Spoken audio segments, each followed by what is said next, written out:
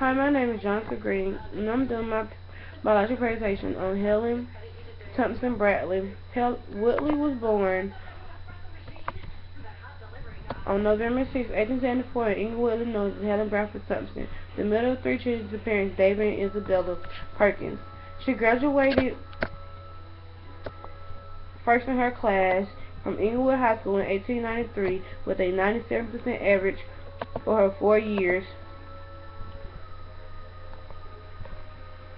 Her interests would eventually turn to her future work, peaked during her high school career, as well as evident by her self-written valedictorian essay, The Advance Towards Individual Freedom by the Aid of Intervention. After being offered a scholarship in psychology in her junior year and earning her bachelor's degree in the subject in 1897, she went on to do graduate work within her field, as well as philosophy and neurology, with professionals such as James Angle, John Dewey, George Herbert Mead, and Henry Donaldson. At the University of Chicago, she carried out her first major research concerned with the difference between men and women.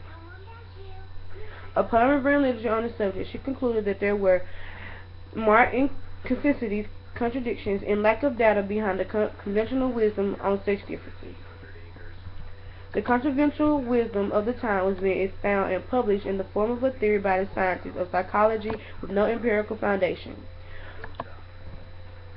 Woolley published her doctoral dissertation, The Mental Traits of Sex, an instrumental investigation of normal-minded men and women, in 1903.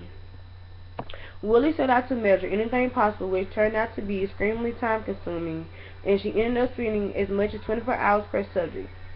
The results of her dissertation were quite controversial, with some researchers dismissing her conclusions, but other psychologists and researchers, such as Edward Thorndike, being impressed with her findings. The results from her study indicated that men perform better on most tests of motor ability, while women tend to do better on some coordination tests.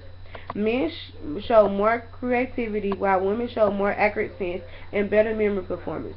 Woolley found more creativity, while women, with the confirmation of the belief that women are influenced by emotion more in life than men. In general, Woolley found more similarities between the sexes than differences. Woolley was one of the first psychologists to study the consequences of children dropping out of school. Woolley conducted a large longitudinal study of adolescents, including those who were completed high school and those who dropped out of school to begin working at an earlier age. The study suggested that there were indeed negative consequences of not completing school and child labor, but because there was merely a correlation, she could not determine exactly if the consequences of dropouts were due to lack of education or outside forces. Even though the results of her study were less than pleasing in her eyes, Woolley received great compliments in her dedication for her research. Helen Thompson Woolley was the first person to systematically and experimentally investigate gender differences and challenge the popular belief of female inferiority.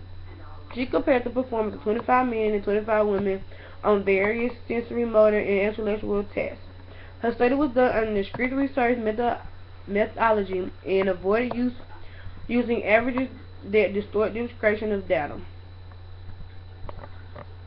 Her doctoral dissertation, Psychological Norms in Men and Women, was eventually published, The Mental Traits of Sex, in 1903, and although she received mixed reviews, her research helped deliberate the popular term of biological determinism. Thompson was one of the few women who could attend college, but she still faced the same challenges of women in her time, and this led to her to become involved in social reform and becoming a women's rights activist. During her career, Woolley wrote and published 3 books and around 50 articles. These published works range in topic, and although the vast majority of her works were psychological related, she did publish some philosophy and neurology related articles as a graduate student at the University of Chicago. A list of some of her published works are Sensory Affection and Emotion in 1907, Development of Right-Handedness in Normal Infant in 1910, The The Psychology of Sex in 1914, A New Scale of Mental and Physical Measurements for Adolescents and Some of Its Uses in 1915.